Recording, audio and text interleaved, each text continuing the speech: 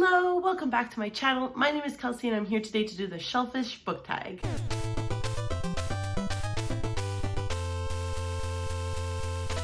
This tag was created by my lovely friend Kalia over at It's Kalia Monique, and I will leave a link down below to her channel and the original questions in case you would like to do them as well. And this tag focuses on self-care and like really taking the time to pick books that talk about like self-care and like just, I don't know, being a little selfish sometimes. So let's get into them. The first question is, how are you doing? No, seriously, how are you doing? Pick a book with a title that demonstrates how you feel right now. So I have been just dealing with life, and I decided to go with Skyward by Brandon Sanderson solely for the purpose that I want to reach for the stars. I want my mental health to get better. I want to be happy, and like I have a lot of ambition for like my career and stuff like that, so I just want to reach for the stars. This book follows a young girl named Spencer who wants to join the pilot academy on her like planet's space station, but because her father was kind of deemed a traitor, Spencer goes through a lot of hardships in order to achieve her goals. And I feel like the description of the book, that is exactly how I feel and what I want to be, so this is the perfect answer to this question. I think I could also pick From Blood and Ash for this because I'm like a phoenix rising out of my mental state to succeed. And phoenixes come out of blood and ash, so. The next question is, what is your self-care routine? What do you like to do to relax besides reading? Pick a book that reminds you of your favorite hobbies. So my favorite hobbies include skincare. That's what I do to relax, but I don't think there is any book that falls under that category. I also love to play video games. Video games is one of my other passions in life. And so for this question, I decided to go with Ready Player One because it's really the only book I can recall reading that really focuses on like video games and being in a video game world. Ready Player One takes place in the year 2044, which is so scary because it's not that far away. And I feel like the apocalyptic idea of the future in this book, not that far off.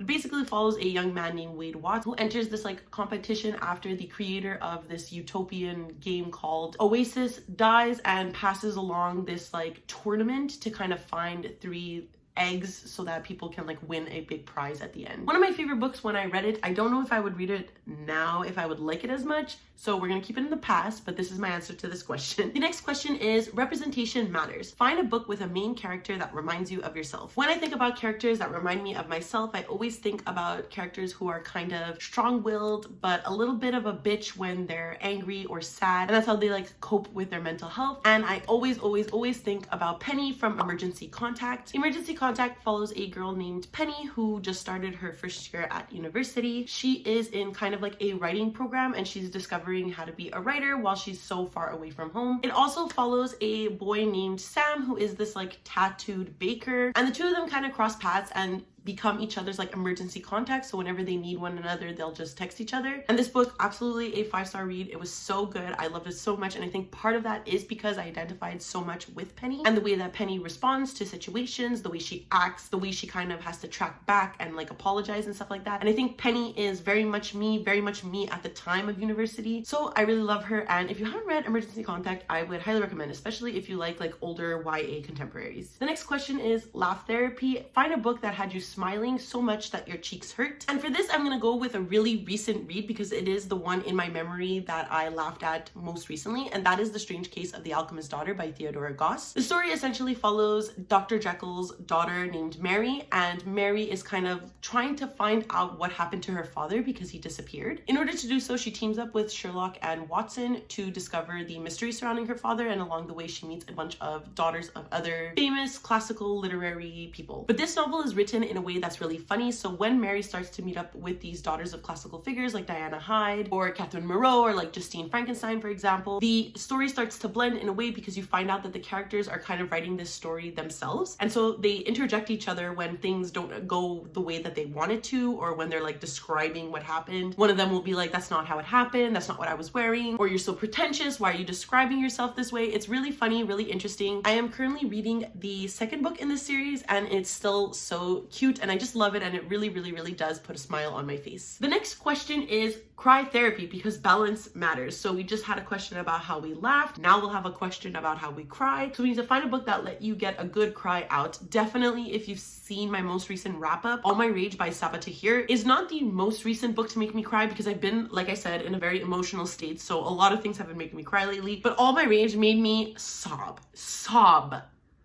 I can't even describe like how I was feeling. It's basically a multi-generational novel that follows a first perspective of Misbah, and after her young life is shaken, her and her husband move to Juniper, California in order to open up a motel. The second timeline follows Misbah's son Sal and his friend Noor as they kind of have to work together to get over this fight, while at the same time dealing with the death of Sal's mom. It was absolutely phenomenal. So this is her first contemporary novel, and the first time I've read from Sabaa Tahir in a contemporary setting, and I have to say that she is just as talented. This was an amazing book. However, it did make me sob. And I would just suggest looking at some trigger warnings for this book, because there are certain moments that are really, really difficult to read. But I think the overall message and the overall plot of the book is really interesting. But holy hell, like snot coming out of my nose, like that was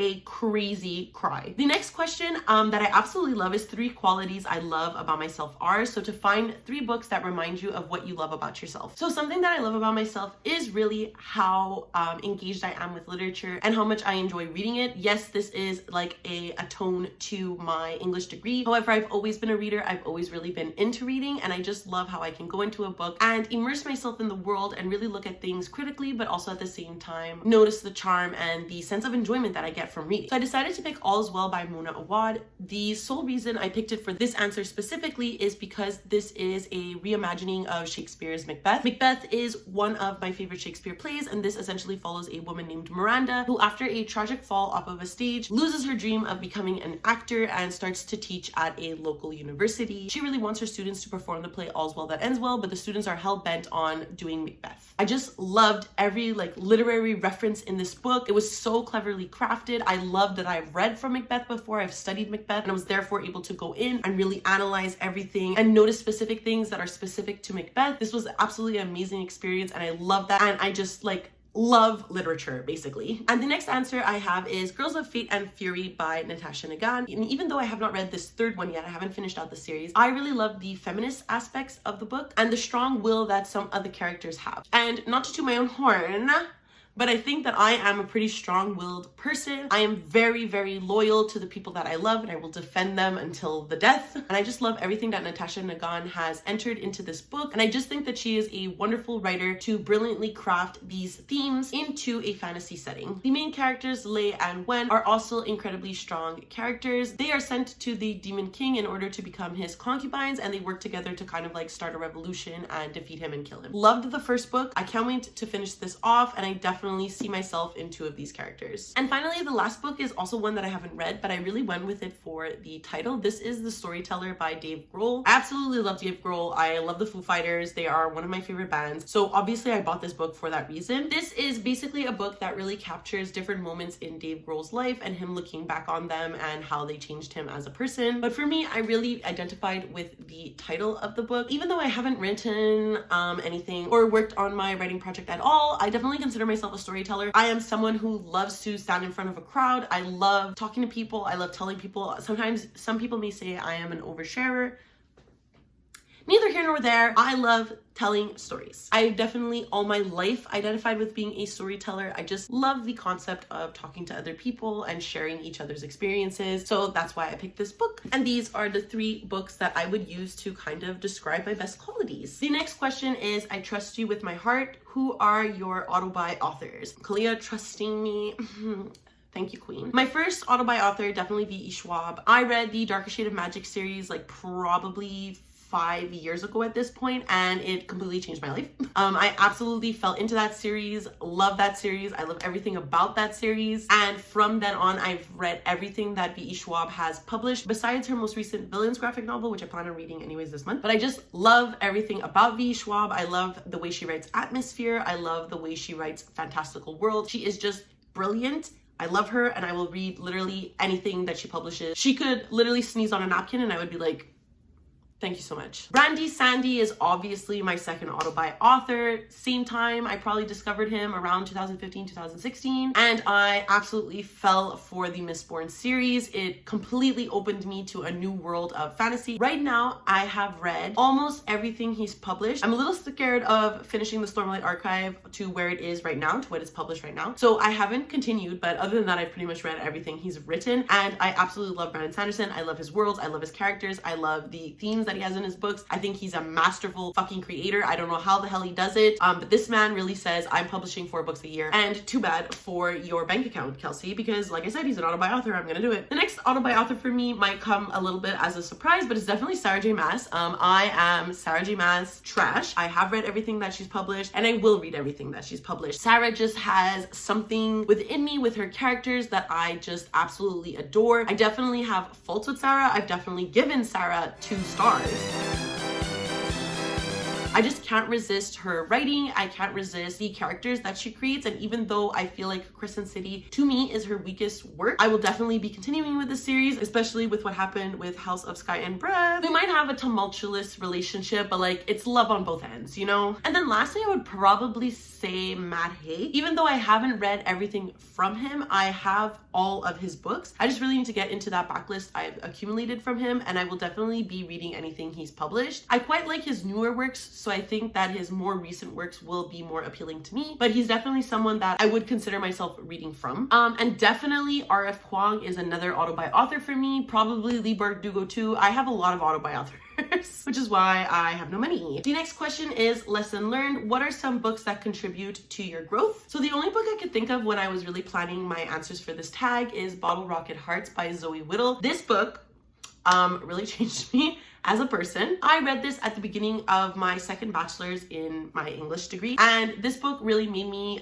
realize some things about myself. It is a very personal story to Montreal. So the novel takes place in Montreal in 1995. This is at the peak of like the Oka crisis and the yes-no debate in Quebec. If you don't know, the yes-no debate is whether or not Quebec should separate from the rest of Canada. It is a huge topic of conversation still today. However, it was really, really big in the 90s. The novel follows a girl named Eve who grew up on the outskirts of Montreal and really moves into Montreal, and this is where she kind of discovers herself. She meets a girl named Della, and then her and Della kind of have this like up and down relationship. Bottle Rocket Hearts really made me realize things about myself that I had not considered before reading the book, and it really changed me. I think it really made me appreciate Canadian lit because I hadn't really been giving it a chance beforehand. It really made me like literary books written by women and like diving into the thoughts and ideas of young adult women. I absolutely love this book. I don't know if I would recommend it for everybody. I don't think had I read it at a different time it would have affected me as much, but this is one of my favorite books. Definitely changed me as a person. I really, really, really love it. The next question is support system. A book with a family, friends, or found family similar to your own. I am the oldest sister of 3 sisters, so how could I go with any other answer but To All the Boys I've Loved Before by Jenny Han. This follows the middle sister, Lara Jean, and she writes love letters to every boy that she has a crush on. One day those letters get out and the story kind of unfolds from there. Lara Jean has an older sister named Margot and a younger sister named Kitty, and the dynamic between the 3 of them is insanely similar to me and my sisters. And so when I read this book,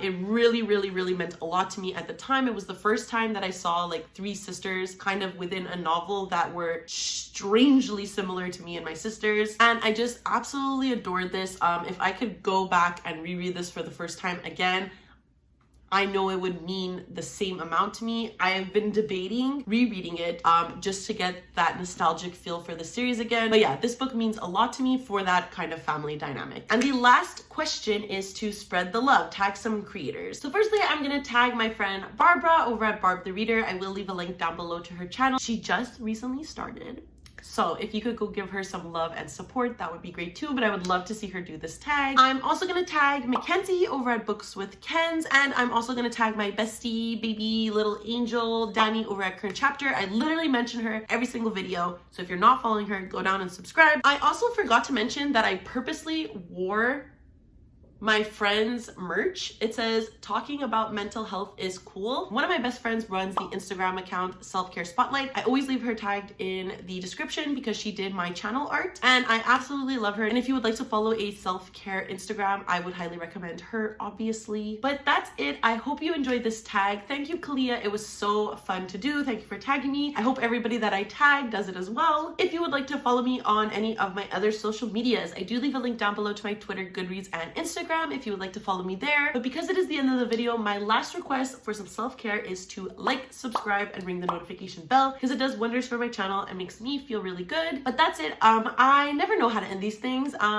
Take a bath, do some skincare, do some skincare, read some books, and I will see you next time. Bye!